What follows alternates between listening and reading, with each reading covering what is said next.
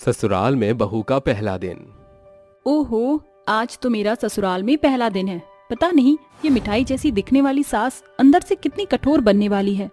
मुझे तो कुछ समझ नहीं आ रहा, ज्यादा हंसूं या थोड़ा कम हंसूं। कहीं मेरा मेकअप तो खराब नहीं हो गया। हे भगवान, कहीं मैं चुड़ैल तो नजर नहीं आ रही। एक बार शीशे में देख लेती हूँ। मनीषा वॉशरूम के बहाने अपने कमरे में चली जाती है, जिसके बाद वो अपने आप को शीशे में देखती है और कहती है, अरे मेरा मेकअप तो बिल्कुल ठीक है, शुक्र है मैं चुड़ैल नहीं लग रही। और ऊपर से ये 16 सिंगार। हे भगवान, अब मुझे रोजाना इतना ही मेकअप करके रहना पड़ेगा। तभी तनीषा की ननद आती है और उससे कहती है, अरे तनीषा भाभी, अभी तक आप इन्हीं कपड़ों में हो? अरे जल्दी से कपड़े चेंज कर लो, आपको पता है ना आपकी और भैया की रस्में शुरू होने वाली है। अच्छा, कोई नहीं, मैं जल्दी से तैयार हो जाती हूँ। अच्छा भाभी, मैं ये लहंगा और ज्वेलरी लेकर आई हूँ, आप ये सब पहन लेना और अच्छे से तैयार होकर बाहर आ जाना।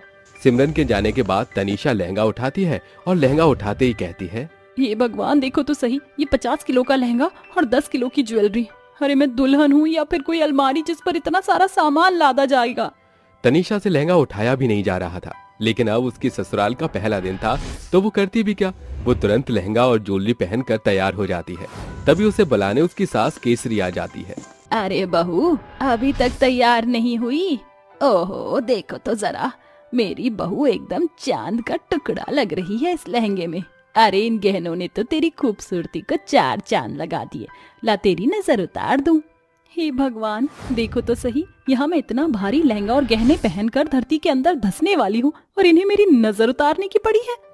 बेचारी तनीषा जैसे तैसे करके अपना लहंगा और चुन्नी संभालती है और मेहमानों के सामने पहुंच जाती है, जहां उसे देखते ही सभी लड़कियां उसके साथ सेल्फी लेने लगती हैं।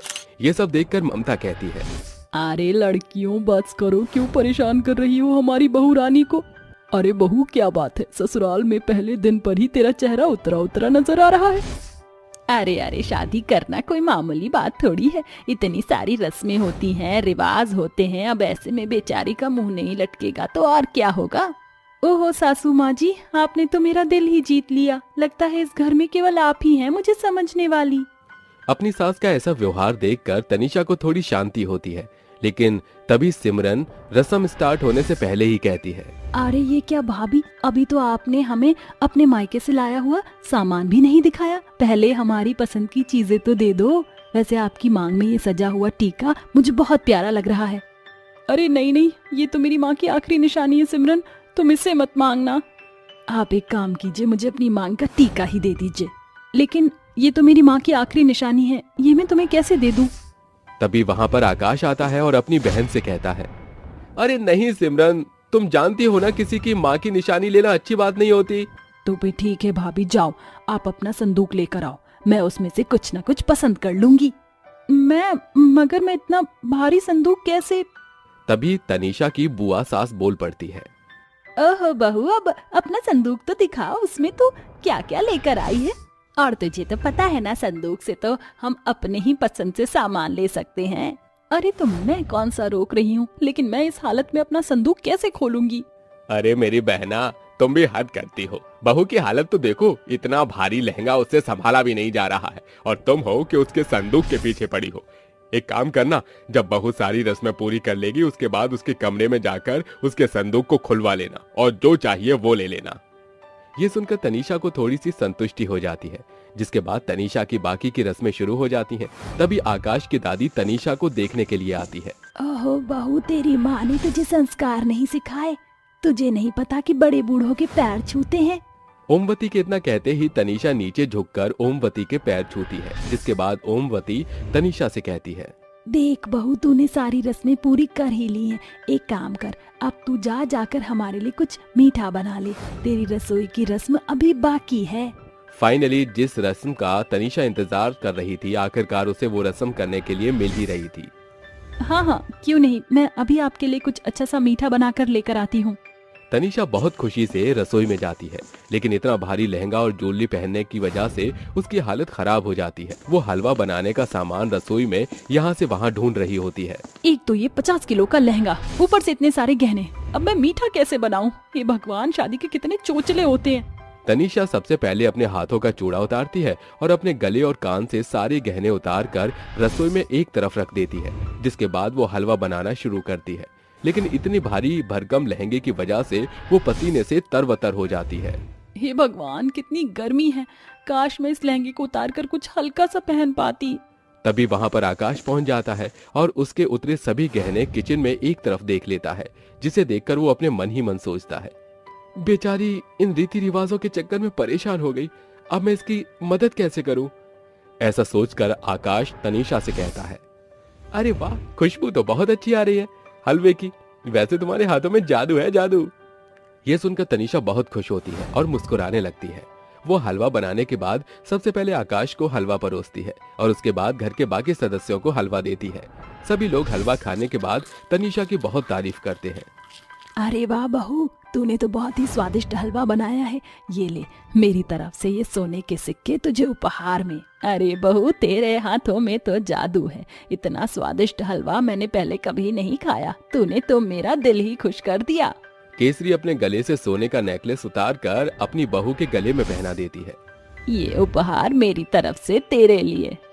हर कोई तनीषा की पहली रसोई पर उसे कोई ना कोई उपहार देता है। ये सब देखकर तनीषा बहुत खुश हो जाती है। तभी आकाश तनीषा से कहता है, तनीषा, तुम्हारी कमरे में तुम्हारे लिए मैंने एक सरप्राइज रखा है। जाओ, कुछ ही देर में तुम्हारे माता पिता आने वाले हैं, उससे पहले तुम वो सरप्राइज देख लो।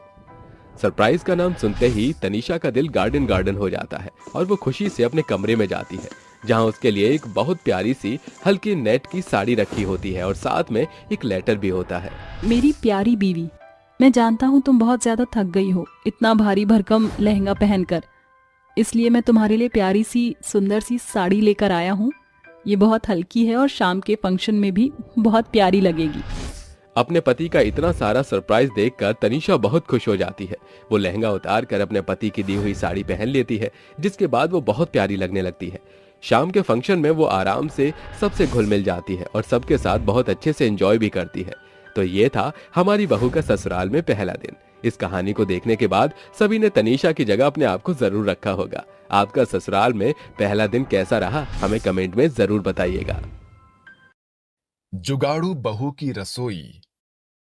सुबह सुबह कांताबाई घर की साफ सफाई करने के बाद रसोई की साफ सफाई करने के लिए रसोई की तरफ जा रही होती है। तभी वहां तनिष्का आती है और कांताबाई को रसोई में जाते हुए रोक कर कहती है, अरे कांताबाई, कहाँ चली जा रही हो? मेरी रसोई में जाने की आपको कोई आवश्यकता नहीं है। लेकिन मालकिन, रसोई में नहीं जाऊंगी तो रसोई की सफाई कैसे होगी? देखो, अभी तो घर में मैं आ गई हूँ, तो तुम्हें इस घर में रसोई की साफ सफाई करने की कोई जरूरत नहीं है। तुम्हें जहाँ साफ सफाई करनी है वहाँ करो। रसोई की साफ सफाई मैं खुद कर लूंगी। ऐसा कहकर तनिष्का कांताबाई को वहां से भगा देती है, जिसके बाद तनिष्का रसोई में जाती है और रसोई की हालत देखकर कहती है, हे भगवान, ये क्या हाल मचा रखा है मेरी सासू माँ ने रसोई का। भला इस तरह रसोई की हालत कोई रखता है क्या? ऐसा लग रहा है जैसे मैं रसोई में नहीं, किसी कूड़े कचरे में आकर खड़ी हूँ। अरे बहू, तूने तो रसोई को बहुत अच्छे से चमका रखा है। आज तो लग ही नहीं रहा कि मैं अपनी रसोई में हूँ। हाँ हाँ, आपको क्यों लगेगा? वैसे माँ जी, रसोई में आने से पहले आप नहाई थी या नहीं? अरे बहू, रसोई में आने के लिए नहाने का क्या ताल्लुक है? अरे माँ जी, पूरा ताल्लुक है। रसोई एकदम साफ सुथरी पवित्र जगह है, जहाँ हमें नहाए धोए बिना नहीं जाना चाहिए। इसका मतलब आप नहाई नहीं हो। जाओ, पहले नहा लो, उसके बाद रसोई में आना। तनिष्का अपनी सास को पहले ही दिन पर रसोई से बाहर निकाल देती है।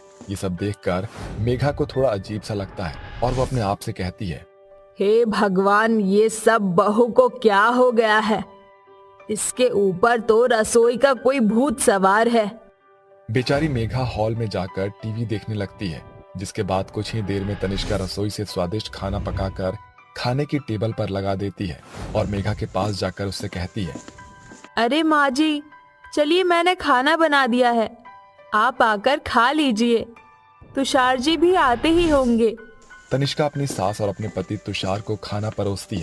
जैसे ही तुषार और उसकी सास खाना खाते हैं, उन्हें खाना बहुत ज्यादा स्वादिष्ट लगता है और वो तनिष्का की तारीफ में कहते हैं, अरे वाह बहू, क्या बात है, तेरे हाथों में तो जादू है। चलो अच्छी बात है, कम से कम अब मुझे रसोई की चिंता तो नहीं होगी। अब मेरी बहू अपने आप रसोई संभाल लेगी। अरे तनिष्का, इतना अच्छा खाना बनाना तुमने कहाँ से सीखा?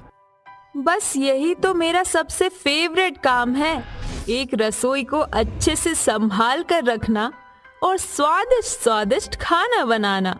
वो सभी अच्छे से खाना खा लेते हैं, जिसके बाद तुषार अपनी ड्यूटी पर चला जाता है और मेघा अपने कमरे में।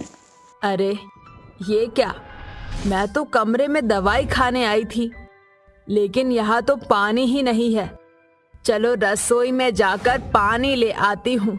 मेघा रसोई में जाकर पानी लेने लगती है। तभी वहाँ पर तनिष्का आ जाती है और अपनी सास को रसोई में देखकर गुस्से से कहती है, अरे ये क्या माँ जी, आप बिना बताए रसोई में आ गई और आपने अभी तक सुबह से नहाया भी नहीं है। मैंने आपको कहा था ना, बिना नहाए रसोई में मत आना। अरे बहू, मैं तो पानी लेने आई थी और फिर ये कहाँ लिखा है कि बिना नहाए रसोई में नहीं आ सकती। देखो माँ जी, आज के बाद आप बिना नहाए कभी भी रसोई में कदम नहीं रखोगी। ऐसा कहकर तनिष्का गुस्से से अपने कमरे में चली जाती है। आखिर बहू को हुआ क्या है, मुझे तो कुछ समझ ही नहीं आ रहा। मेघा पानी लेकर वहाँ से चली जाती है। ऐसे ही धीरे धीरे कुछ दिन बीत जाते हैं और तनिष्का रसोई में किसी को भी नहीं आने देती। एक दिन मेघा का करेले खाने का बहुत मन होता है। आज तो मैं अपने हाथों से करेले बनाऊंगी। बहुत समय हो गए हैं अपने हाथों के करेले खाए हुए। मेघा रसोई में जाकर करेले छीलती है और उनकी सब्जी बनाने लगती है। रसोई में सब्जी बनाने के चलते चारों तरफ रसोई फैला देती है। जैसे ही तनिष्का रसोई में आकर रसोई की हालत देखती है, वो अपनी सास से कहती है, अरे माँ जी, आपने ये सब क्या कर दिया? आपने तो पूरी रसोई को तहस नहस कर दिया। मुझे पूरी रसोई की शुद्धिकरण करनी होगी। और ये क्या है? छी छी छी, आप मेरी रसोई में ये क्या बना रही हो? अरे बहू, ऐसे मुंह क्यों चढ़ा रही है? मैं तो अपने लिए करेले बना रही थी। हे भगवान, छी छी छी। अरे माँ जी, करेले कौन खाता है? अरे बहू, करेले तो खाने की ही चीज है। तुझे क्या पता कितनी सेहतमंद सब्जी है करेला। देखिए माँ जी, मैं कुछ नहीं जानती। अगर आप करेले बना रही हो तो अब आप मेरी रसोई को अच्छे से साफ भी करेंगी। मैं अपनी रसोई में जरा भी गंदगी पसंद नहीं कर सकती। अरे मेरी माँ ठीक है, मैं खुद साफ कर लूंगी। अब तो यहाँ से जाओ और मुझे चुपचाप से करेले बनाने दो। मेघा के कहने पर तनिष्का रसोई से बाहर आ जाती है, लेकिन उसे रसोई में अपनी सास को देखकर बेचैनी सी लगती है। थोड़ी ही देर में मेघा करेले बनाकर खाने की टेबल पर ले आती है, जिसके बाद वो अपने बेटे तुषार के साथ बैठकर करेले खाती है। तुषार अपनी माँ से कहता है, अरे वाह वाह, क्या बात है, आपने तो करेले बहुत ही स्वादिष्ट बनाए हैं। आखिर माँ के हाथों का स्वाद तो अलग ही होता है। ओहो, ऐसा क्या बनाया है माँ जी ने? जरा मैं भी तो चख कर देखूं। तनिष्का जैसे ही पहला निवाला खाती है, वो उसे मुंह से तुरंत थूक देती है और मुंह चढ़ाते हुए कहती है, हे भगवान, ये जहर की तरह क्या बनाया है माँ जी आपने? कहीं आपने मुझे जहर तो नहीं खिला दिया? अरे बहू, करेले का स्वाद ऐसा ही होता है, अब तुझे कौन समझाए। देखिए माँ जी, आज के बाद आप मेरी रसोई में कुछ भी नहीं बनाओगी, और अगर आपको रसोई में कुछ बनाना है तो मैं अपने मायके चली जाऊंगी। ऐसा कहकर तनिष्का तुरंत नहाने जाती है और अच्छे से कोलगेट करती है, जिसके बाद वो अपने रसोई को अच्छे से साफ करती है और अपने लिए स्वादिष्ट खाना बनाती है। जिसके बाद वो आराम से टेबल पर बैठकर खाना खाते हुए अपने आप से कहती है, ऐसे तो माँ जी नहीं मानेगी, मुझे ही कुछ करना पड़ेगा। अगले दिन जैसे ही सुबह होती है, तनिष्का नाश्ता बनाकर तुषार और अपनी सास को देती है। जिसके बाद वो अपनी सास से कहती है, माँ जी, आज मुझे बाहर जाना है और रसोई के लिए कुछ सामान लेकर आना है। ठीक है बहू, लेकिन समय से वापस आ जाना। ऐसा कहकर मेघा अपने कमरे में चली जाती है, जिसके बाद तनिष्का एक ताला लेकर आती है और रसोई के दरवाजे पर लगा देती है, जिसके बाद वो अपने आप से कहती है, अब जब मैं बाहर रहूंगी तो कोई भी रसोई में घुस ही नहीं पाएगा। ऐसा सोचकर तनिष्का चाबी अपने साथ ले जाती है और सुबह से शाम तक बाहर ही रहती है। जैसे ही वो शाम को घर वापस लौटती है, तुषार और मेघा गुस्से से उसको देखते हैं और कहते हैं, तनिष्का ये सब क्या है? अरे तुम कोई 2 दिन की बच्ची हो क्या? रसोई में ताला लगाकर जाने की तुम्हें क्या जरूरत थी? पता है तुम्हारी वजह से आज पूरे दिन माँ भूखी रही है। अरे बहू, रसोई में जाने के झगड़े या रसोई में कुछ बनाने का झगड़ा तो मुझे समझ आ गया, लेकिन तूने तो आज मुझे अपनी रसोई के चलते भूखा ही मार दिया। कम से कम थोड़ा तो मेरा ख्याल रखती। ये सब सुनने के बाद तनिष्का को अपनी गलती का एहसास होता है, जिसके बाद वो अपनी सास और अपने पति से माफी मांगती है। मुझे माफ कर दीजिए, आज मैंने कुछ ज्यादा ही गलत कर दिया। आज के बाद मैं ऐसा कभी नहीं करूंगी माँ जी। अब मुझे बस 10 मिनट दीजिए, मैं अभी आपके लिए कुछ बनाकर लाती हूँ। तनिष्का तुरंत रसोई में जाती है और अपनी सास के लिए कुछ बना कर लेकर आती है, जिसके बाद वो उनके साथ बैठकर पेट भर खाना खाती है। लेकिन उस दिन के बाद से तनिष्का अपनी सास के साथ रसोई के लिए झगड़ना बंद कर देती है, जिसके बाद दोनों सास बहू रसोई में आराम से एक साथ खाना बनाना शुरू कर देती हैं। चंट जेठानी शरीफ देवरानी। यूं तो शर्मा जी का जॉइंट परिवार अपनी आदर्शवादी सोच के लिए पूरे सारंगपुर गांव में जाना जाता था। परिवार के मुखिया शुभ शर्मा थे। परिवार में उनकी पत्नी कादम्बरी, 2 बेटे पुनीत, दर्श, बेटी निम्मी और पुनीत की पत्नी जूली थी। अरे जूली, बहू जल्दी से मेरी चाय तो दे दो। लाई ससुर जी। जूली भाभी, मुझे भी जल्दी से नाश्ता दे दो, कॉलेज के लिए देरी हो रही है। हाँ बस 2 मिनट निम्मी। जूली, मेरा बटुआ कहाँ है? जल्दी से ढूंढ कर दे दो, दफ्तर के लिए देरी हो रही है। भाभी प्लीज मेरी पहले शर्ट इस्त्री कर दो, मुझे भैया से पहले ऑफिस पहुंचना है। बहू बेचारी सोच में पड़ जाती है कि पहले किसका काम निपटाए और सर पकड़कर सोफे पर बैठ जाती है। तभी कादम्बरी कहती है, अरे क्या हुआ जूली बहू, तू ठीक तो है? कुछ भी नहीं माँ जी, यहाँ किसी को चाय चाहिए, किसी को नाश्ता। अरे मैं बहू हूँ, रजनीकांत का बनाया, चिट्टी बाबू नहीं जो फट से सब कुछ कर दूं। मुझसे अब और अकेले नहीं होगा। मगर बहू, इसका हल क्या है? सासू माँ, हल ये है कि आप देवर जी की शादी करा दीजिए। 2 बहू होंगी तो मिल बांटकर मिनटों में काम हो जाएगा। सास को बहू की बात जच जाती है, जिसके बाद वह बहू तलाशने में जुट जाते हैं और शर्मा परिवार की तलाश सिया नाम की सुंदर सी लड़की पर खत्म होती है और पूरे गाजे बाजे के साथ सिया बहू बनकर ससुराल आ जाती है। सिया बहू, अपने शुभ कदमों से इस कलश को बिखेर कर भीतर आओ। जी माँ जी। बहू, अब तक इस घर को तेरी जेठानी ने संभाला था, मगर अब छोटी बहू होने के नाते तुझे उसका बराबर हाथ बटाना होगा। जी माँ जी। अगली सुबह सिया जल्दी उठकर सारा काम खत्म करके खाना बनाती है। तभी उसकी जेठानी बड़ी हड़बड़ाहट के साथ रसोई में पांव रखती है।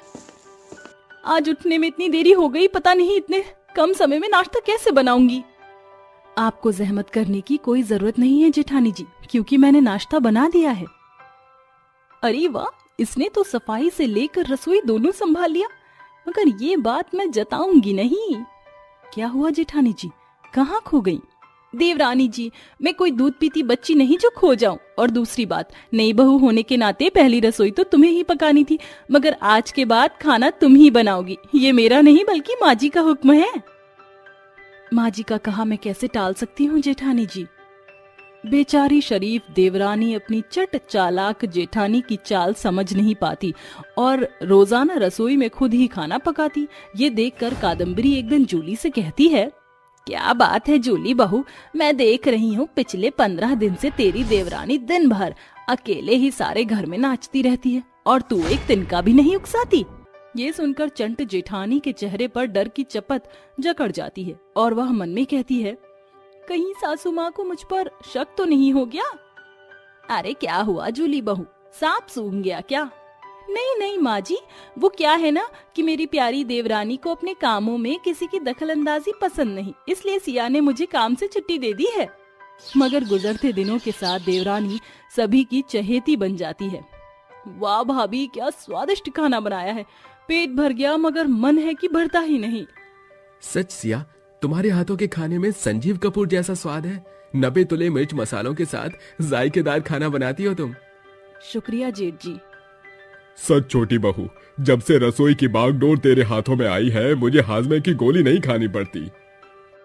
ससुराल वालों के मुंह से अपनी देवरानी की वाहवाही सुनकर जेठानी भीतर ही भीतर जल भुनकर कहती है, जरा देखो तो इन दगाबाज ससुराल वालों को। सालों से मेरे हाथों का खाना खाते रहे, तब तो सभी के मुंह पर ताला पड़ा हुआ था, जैसे मैं तो इन्हें जहर खिलाती थी। कुछ तो करना पड़ेगा। फिर उसी शाम, अरे जूली बहू जरा सुन तो। जी माँ जी, कहिए। देखना, तेरे देवर ने सुबह ही मुझे भाजी तरकारी लाने के पैसे दिए थे, मगर मेरे दिमाग से निकल गया। जा जाकर अपनी देवरानी को गट्टे की सब्जी बनाने को बोल दे, और हाँ, उसे कह देना कि नमक मिर्च हमेशा की तरह नपा तो ला ही रखेगी। आपका हुक्म सर आंखों पर सासू माँ।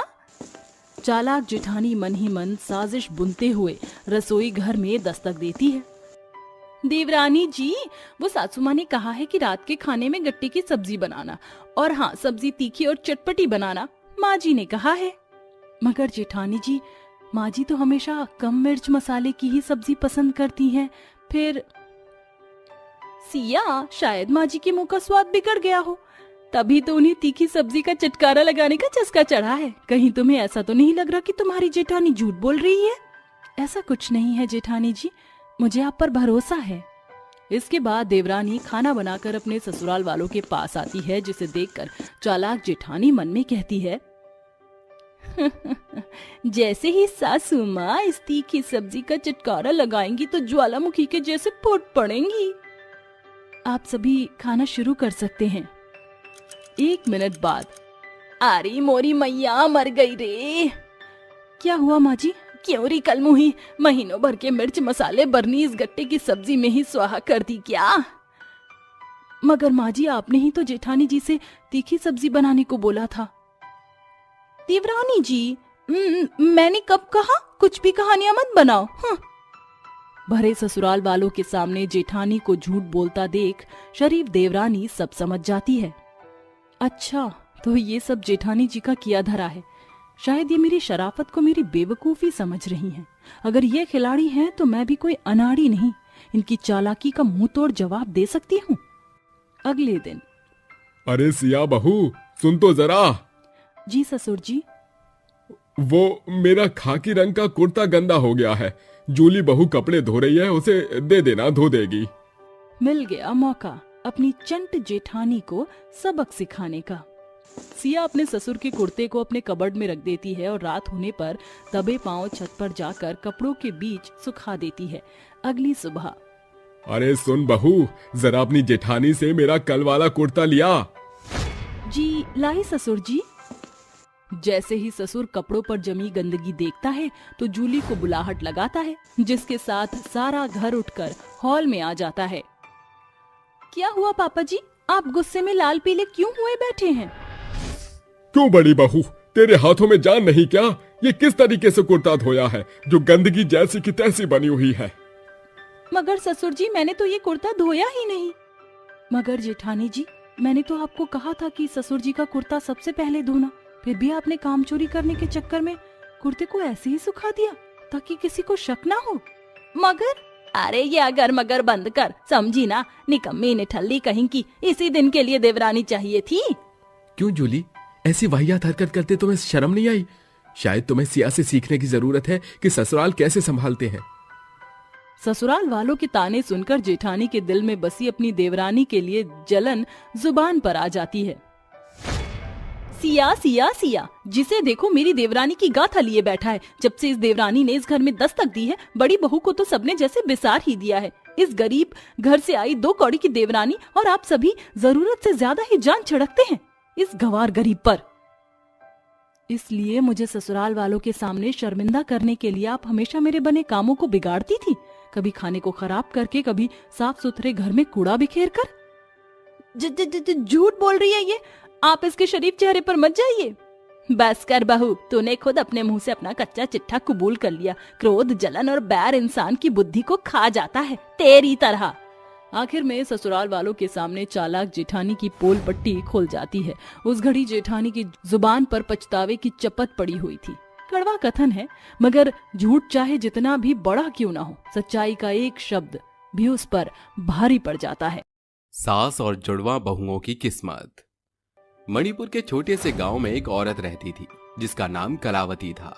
कलावती के 2 बेटे थे, एक शुभम और एक रौनक।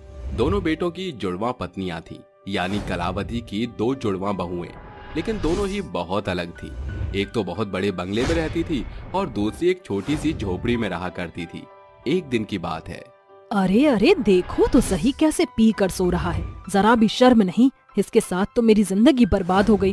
काश उस दिन मैंने सही फैसला लिया होता तो आज मुझे ये दिन ना देखने पड़ते। माया का पति शुभम चारपाई पर टांग फैलाकर नशे की हालत में लेटा होता है। अरे झूम बराबर झूम शराबी, झूम बराबर झूम। मुझे पीने का शौक नहीं, पीता हूँ गम भुलाने को। अरे अरे देखो तो सही इस दारू वाले कीड़े को, किस तरह दारू के नशे में गाने गा रहा है। अभी इसे बताती हूँ।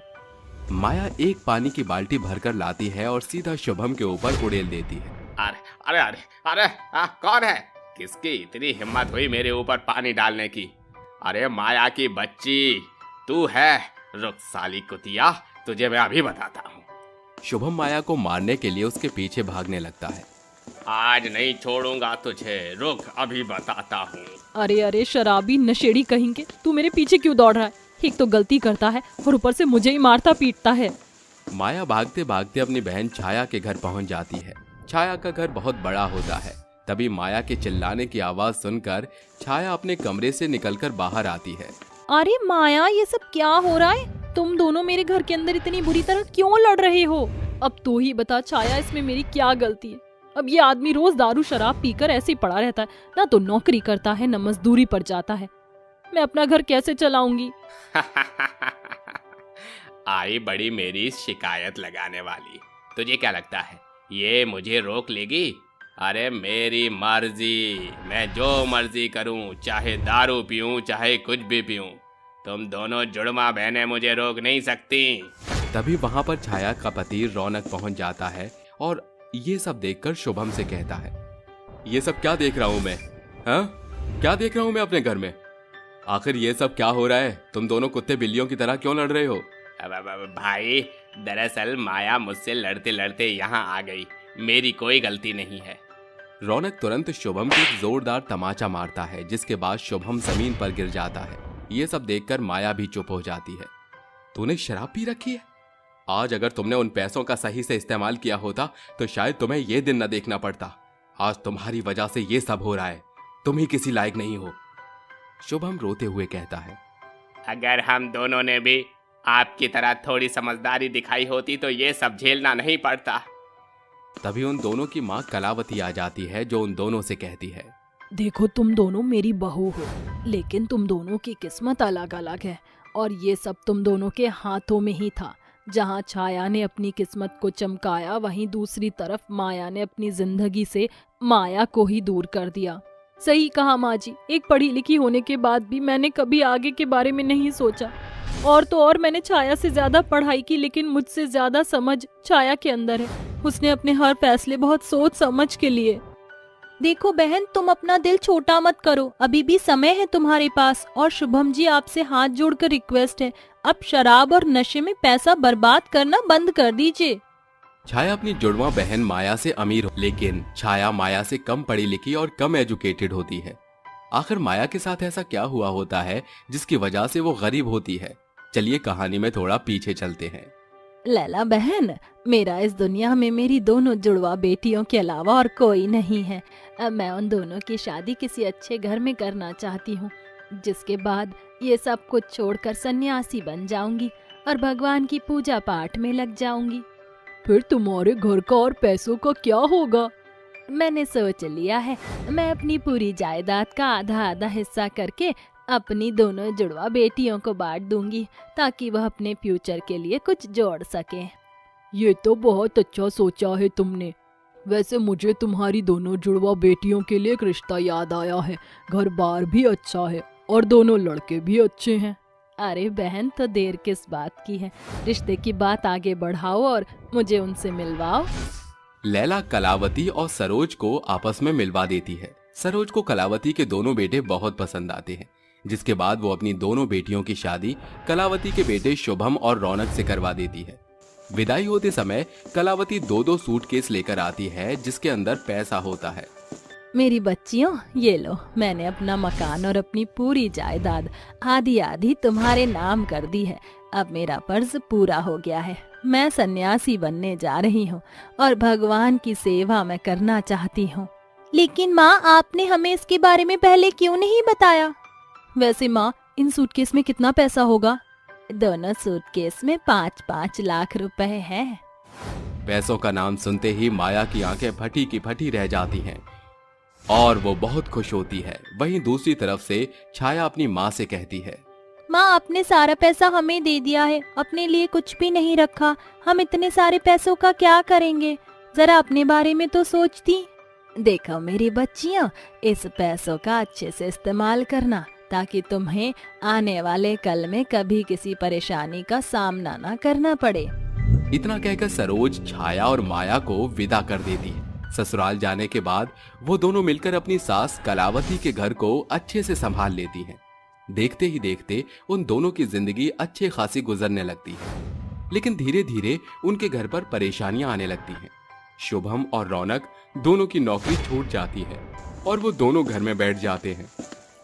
अचानक से इस नौकरी छूटने के झटके ने मुझे हैरान करके रख दिया है। अब हम लोग घर कैसे चलाएंगे? अरे भाई, मुझे क्या चिंता, मेरी पत्नी के पास तो पूरे 5 लाख रुपए हैं। जब तक मेरी नौकरी नहीं लग जाती उन्हीं पैसों को चलाएंगे। तुम दोनों अपना देख लो। तभी छाया भी रौनक को अपने 5 लाख रुपए के बारे में बताती है, जिसके बाद रौनक बहुत खुश होता है और छाया से कहता है, अच्छा, ये तो बहुत अच्छी बात है। क्यों ना हम इन पैसों से कोई अच्छा सा काम खोल लें ताकि आने वाले कल में हम किसी चीज को परेशान न हो। आप बिल्कुल सही सोच रही हो। नौकरी आज है कल नहीं, क्या फायदा नौकरी के भरोसे रहने का? और इतने पैसों से हम अच्छा खासा काम खोल सकते हैं। छाया और रौनक मिलकर दोनों एक बहुत अच्छा सा ढाबा खोलते हैं। धीरे धीरे देखते ही देखते गांव भर में उन दोनों का ढाबा मशहूर हो जाता है और एक ही साल में वो दोनों मिलकर 5 लाख का दोगुना कमा लेते हैं। वहीं दूसरी तरफ शुभम और माया दोनों 5 लाख रुपए की रोजाना शॉपिंग करते, अच्छा खाते, बड़े बड़े रेस्टोरेंट में जाते, जिसकी वजह से कुछ ही समय के अंदर उनका सारा पैसा खत्म हो जाता है, जिसके चलते उन्हें अपना मकान भी बेचना पड़ता है और एक छोटी सी झोपड़ी में रहना पड़ता है। ये सब क्या हो गया हमारे साथ?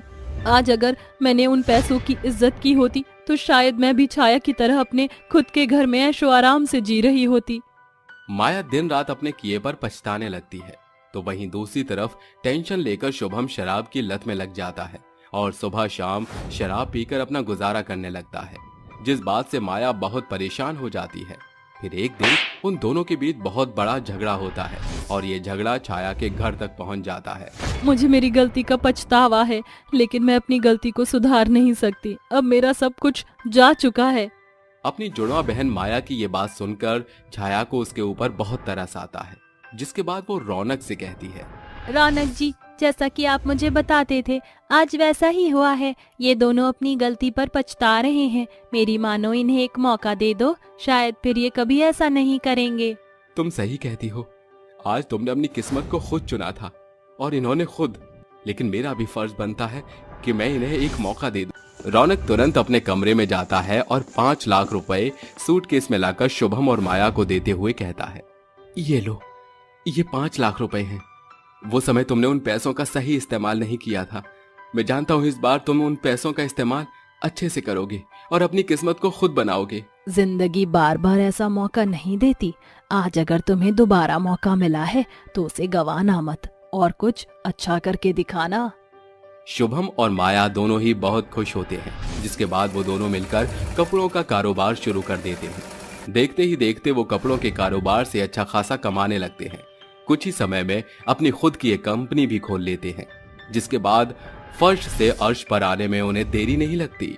उनकी जिंदगी में पहले की तरह सब कुछ ठीक हो जाता है और एक दिन कलावती अपने दोनों जुड़वा बहुओं को अपने पास बुलाकर उनसे कहती है, यही होती है इंसान की किस्मत और अकलबंदी। आज तुमने अपनी अकलबंदी से अपनी किस्मत चमकाई है। भगवान तुम्हें ऐसे ही तरक्की देता रहे।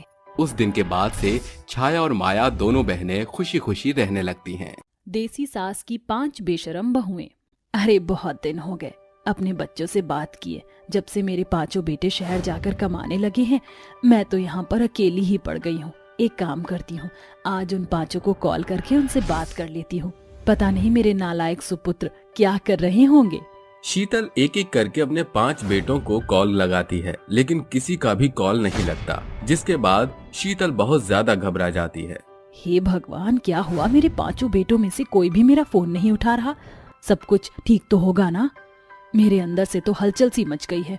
मुझे तो अंदर ही अंदर डर लग रहा है। अब मैं क्या करूं? तभी शीतल के दरवाजे पर कोई दस्तक देता है। अरे इसमें कौन आ गया?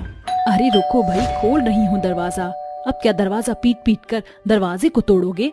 जैसे ही शीतल दरवाजा खोलती है, उसके सामने उसके 5 बेटे खड़े होते हैं, जो उसको देखते ही उसके पैर छूते हैं। अरे मेरे लाल, मेरे पीले, मेरे हरे, मेरे काले, जुग जुग जियो मेरे पुत्रों। तुम्हें देखे हुए कितने दिन हो गए। आखिरकार तुम अपनी माँ को देखने यहाँ आ ही गए। अरे तुम्हें अपनी माँ की थोड़ी भी याद नहीं आती है क्या? अरे माँ, अब सारी बातें दरवाजे पर ही कर लोगी? हम कब से खड़े हैं, अब हमें अंदर भी बुलाओगी या नहीं? शीतल अपने 5 बेटों को अंदर आने के लिए कहती है। अरे आओ आओ, बाहर क्यों खड़े हो, अंदर आओ। उनके साथ 5 शहर की लड़कियां भी अंदर आ जाती हैं, जिन्हें देखकर शीतल कहती है, अरे ये 5 लड़कियां कौन है? और इन्हें देखो तो सही, इन्होंने क्या पहना हुआ है? अरे इतने वाहियात कपड़े कोई कैसे पहन सकता है? ची ची ची ची ची, इन्हें अभी के अभी यहाँ से बाहर निकालो। अरे माँ, आप इन्हें बाहर क्यों निकाल रही हो? ये 5 हमारी पत्नियां हैं। क्या कहा? तुम्हारी पत्नियां? अरे तुम पागल हो गए हो क्या? मैंने तुम्हारी शादी के कितने और क्या क्या अरमान देखे थे। अरे तुम्हें शहर में पढ़ाई करने के लिए भेजा था। मैं तो ये सोचती थी कि मेरे बेटे तो शहर में जाकर कमा रहे हैं, लेकिन निकम्मो, तुम तो शहर में लौंडियाबाजी कर रहे थे। ऊपर से शहर की लड़कियों से शादी करके उन्हें घर भी ले आए। अरे माँ, ये शहर की लड़कियाँ तो हैं, लेकिन बहुत अच्छी हैं। इनका दिल भी बहुत अच्छा है। अरे हमारे गांव में क्या लड़कियों की कमी पड़ गई थी जो तुमने शहर की लड़कियों से शादी कर ली? अरे माँ जी, आप भी ये कैसी बातें कर रही हो? हमने छोटे कपड़े पहने, इसका मतलब हमारे अंदर संस्कार नहीं है क्या? अरे खड़ी क्यों हो? चलो जल्दी से माँ जी के पैर छू लो। वो 5 तुरंत शीतल के पैर छूती हैं। अच्छा, चलो ठीक है। अब मैं क्या बोलूं? पहले ही मेरे सारे अरमानों पर पानी फेर दिया है। मेरे सपने चूर चूर कर दिए हैं। अरे माँ, अब मान भी जाओ, क्यों इतना गुस्सा हो रही हो? देखना हमारी पत्नियां आपका कितना अच्छे से ख्याल रखेंगी। हाँ, बस यही दिन देखने के लिए रह गए थे। अरे ये शहर की लड़कियां अपना तो ख्याल रख ले पहले, मेरा तो क्या ही रखेंगी। और हाँ, अपनी पत्नियों को समझा दो थोड़ा ढंग के कपड़े पहने घर के अंदर। अरे अगर मोहल्ले के लोग देखेंगे तो पता नहीं क्या सोचेंगे। ओहो माँ जी, आप तो हमारे कपड़ों पर हाथ धोकर पीछे पड़ गई हो। और इन कपड़ों में क्या बुराई है? देखो कितने फैशनेबल है, और ऐसे कपड़े बहुत मुश्किल से मिलते हैं। मैंने ये ड्रेस बड़ी मुश्किल से ढूंढी थी मार्केट में। हे भगवान, ये सब क्या हो रहा है? मेरे तो सर में दर्द हो रहा है। मैं अपने कमरे में जा रही हूँ और तुम अपनी पत्नियों से कह दो कि अपने कमरे में जाकर आराम कर ले। शीतल अपने कमरे में चली जाती है, जिसके बाद वो अपने आप से कहती है, हे भगवान, ये क्या अनर्थ कर दिया है मेरे बेटों ने। मैं तो सोचती थी कि अपने बेटों की शादी संस्कारी और गांव की लड़कियों से करवाऊंगी जो मेरे इस घर को अच्छे से संभाल सके, लेकिन इन्होंने तो शहर की लड़कियों से शादी करके मेरे सारे अरमानों का कचरा बना दिया। ऐसा सोचकर शीतल थोड़ी देर अपने कमरे में आराम करने लगती है। देखते ही देखते शाम हो जाती है। शाम होने के बाद शीतल अपने बिस्तर से उठती है और अपने आप से कहती है, अरे अब तो कुछ नहीं हो सकता। अब तो मुझे ही उन 5 को थोड़ा अपने घर के संस्कार सिखाने पड़ेंगे। ऐसा सोचकर वो अपने कमरे से बाहर निकलती है तो वो देखती है कि एक शॉर्ट्स पहनकर टीवी देख रही होती है, तो दूसरी टॉवल लपेटकर यहाँ से वहाँ घूम रही होती है, तो तीसरी हाथ में दारू की बोतल लेकर पैक बनाती हुई पी रही होती है, चौथी सिगरेट पी रही होती है और 5वीं किसी अंग्रेजी गाने पर नाच रही होती है। ऐसे ही वे 5 कुछ न कुछ कर रही होती हैं, जिन्हें देखकर शीतल अचानक से बेहोश हो जाती है। हे भगवान, माँ जी को क्या हो गया? देखो जरा, ये तो जमीन पर ही सो गई। अरे शराब तो मैं पी रही थी, लेकिन नशा इन्हें चढ़ गया। अरे पागलों, माँ जी सोई नहीं, बेहोश हो गई है। जल्दी से इन्हें उठाने में मेरी मदद करो। वो 5 मिलकर अपनी सास शीतल को उठाकर सोफे पर लेटा देती हैं, जिसके बाद सीमा शीतल के 5 बेटों को बुला लेती है। अरे देखो तो, आपकी माँ को पता नहीं क्या हो गया, अचानक से बेहोश हो गई। जैसे ही सूरज पानी की कुछ बूंदें शीतल के चेहरे पर डालता है, शीतल को होश आ जाता है और वो होश में आने के बाद अपने बेटों से कहती है, अरे करम जलो कमीनों निकम्मो, तुमने तो मेरे भाग्य ही फोड़ दिए। अरे कहाँ से लेकर आए हो इन बेशरम बहुओं को? माँ, हम इनसे प्यार करते हैं। हाँ माँ, इनके बिना नहीं जी सकते। अगर ये ना होंगी तो पता नहीं हमारा क्या होगा। मैं तो अपना हाथ काट कर ही मर जाऊंगा। अरे तरुण बेटा, तू क्यों चुप है? तू भी कुछ बोल ले। माँ, हमारी प्यार को हमसे अलग मत करो। तुम पांचों के प्यार ने तो मेरी जान ले ली है, अब मैं क्या करूं? बेचारी शीतल को ना चाहते हुए भी पारुल, सीमा, राखी, रमा और संजना को अपनी बहू स्वीकारना पड़ता है, क्योंकि वो अपने बेटों से बहुत ज्यादा प्यार करती थी, जिसके चलते उसे उन पांचों को बर्दाश्त करना पड़ता है। वहीं दूसरी तरफ वो अपनी बेशर्म बहुओं को गांव के कुछ संस्कार सिखाने की कोशिश करती हैं, लेकिन वो पांचों शीतल का सिखाया हुआ एक भी संस्कार सीख नहीं पाती। देखते ही देखते कुछ दिन बीत जाते हैं। अब तो शीतल घर से बाहर निकलती तो गांव की औरत उसे ताने देने लगती। अरे देखो, आ गई शीतल। अरे इसके घर में तो 5 शहर की बहुएं आई हैं और पांचों इतनी बेशरम हैं कि इसकी एक भी नहीं सुनती। अरे इसलिए कहते हैं बेटों को अपने सीने से दूर नहीं करना चाहिए, नहीं तो बच्चों को बिगड़ने में वक्त नहीं लगता। ये सब शीतल सुन लेती है और वो गुस्से से उन दोनों को कहती है, मेरी बहू जैसी भी है मेरे लिए अच्छी है। तुम लोग अपने काम से मतलब रखो और हमारे घर में ताका झाकी करना बंद करो। अपने घर के गार्डन से शीतल की पांचों बहुएं उसकी ये सब बातें सुन लेती हैं, जिसके बाद उन पांचों को अपनी गलती का एहसास होता है। हमने अपने पहनावे और अपने रवैये से माँ जी को बहुत दुख पहुँचाया है। हमारी सास कितनी संस्कारी है और हम कितने बेशरम हैं, लेकिन फिर भी माँ जी ने हमें घर से बाहर नहीं निकाला। और तो और आज उन्होंने हमारे चलते इन औरतों को भी कड़ा जवाब दिया है। अगर वो हमारे साथ इतने अच्छे से रहती हैं, तो हमें भी उनकी बातों को मानना चाहिए। आज से हम सभी संस्कारी बहू बनकर दिखाएंगे। उस दिन के बाद से वो पांचों धीरे धीरे अपने आप ही गांव के तौर तरीके और संस्कार सीखना शुरू कर देती हैं, जिसमें वो अपने पतियों की मदद लेती हैं। देखते ही देखते वो पांचों शहरी और बेशर्म बहू से एकदम गांव की संस्कारी बहू बन जाती हैं। ये सब देखकर शीतल बहुत खुश होती है और एक दिन अपनी पांचों बहुओं से कहती है, तुम पांचों दिल की बहुत अच्छी हो और तुमने मेरे चलते गांव के संस्कार भी सीख लिए। अब मुझे तुमसे कोई शिकायत नहीं। अगर कोई तुम्हारे बारे में कुछ कहेगा तो मुझसे बिल्कुल बर्दाश्त नहीं होगा। अब शीतल अपनी पांचों बहू के साथ खुशी खुशी रहने लगती है। सास बहू का ढाबा। गंगानगर के छोटे से गांव में एक गरीब नैना नाम की लड़की अपनी सास सुमित्रा और अपने ससुर उमेश के साथ रहा करती थी।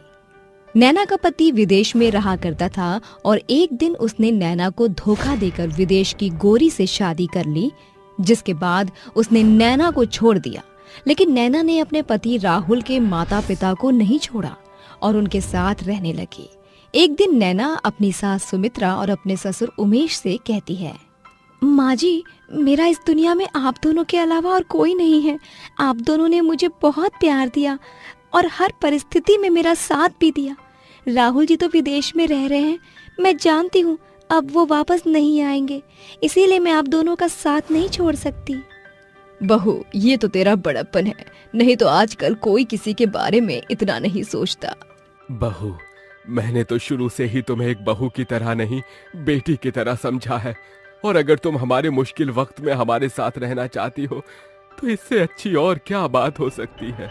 नैना सुमित्रा और उमेश के साथ खुशी खुशी रहने लगती है, लेकिन धीरे धीरे उनकी स्थिति खराब होने लगती है, क्योंकि उनके पास कमाने का कोई जरिया नहीं होता, जिसकी वजह से उनके घर का राशन भी खत्म हो जाता है। तभी एक दिन नैना सुमित्रा से कहती है, माँ जी, मैंने हर जगह काम ढूंढने की बहुत कोशिश की, लेकिन मुझे कहीं काम नहीं मिला। मैं चाहकर भी कुछ नहीं कर पा रही हूँ। घर में एक अन्न का दाना भी नहीं है और इस तरह आप लोगों को भूखा देखकर मुझे शांति नहीं मिल रही। तुम चिंता क्यों करती हो बहू, सब कुछ भगवान के ऊपर छोड़ दो, सब ठीक हो जाएगा। हम कोई न कोई रास्ता जरूर निकाल लेंगे। ये कहकर सुमित्रा घर से बाहर गांव में टहलने के लिए निकल जाती है। गांव में टहलते टहलते उसे एक जगह भंडारा बंटते हुए दिखाई देता है, जिसे देखकर सुमित्रा वहीं रुक जाती है और भंडारा लेने लगती है। आज घर में कुछ भी नहीं है, भंडारा खाकर ही हम लोग अपना गुजारा कर लेंगे। सुमित्रा वहीं भंडारा खाकर अपनी बहू नैना और अपने पति उमेश के लिए थोड़ा सा भंडारा पैक करवा कर ले आती है। जैसे ही नैना सुमित्रा का लाया हुआ भंडारा खाती है, उसके दिमाग में एक आइडिया आता है। अरे माँ जी, ये मैंने पहले क्यों नहीं सोचा। क्यों ना हम मिलकर एक ढाबा खोलें जिसके जरिए हम अपने घर को चलाने लायक कमा लिया करेंगे। अरे बहू, तूने सोचा तो बहुत अच्छा है, लेकिन एक ढाबा खोलने के लिए हम इतने सारे पैसे कहाँ से लेकर आएंगे? अरे माँ जी, हमारे गांव में मुखिया जी है ना, वो गांव में सभी लोगों को उधार पैसा दे देते हैं। हम भी उनसे कुछ पैसे उधार ले लेंगे और जब हमारे पास पैसे आ जाएंगे तो हम उन्हें पैसा वापस कर देंगे।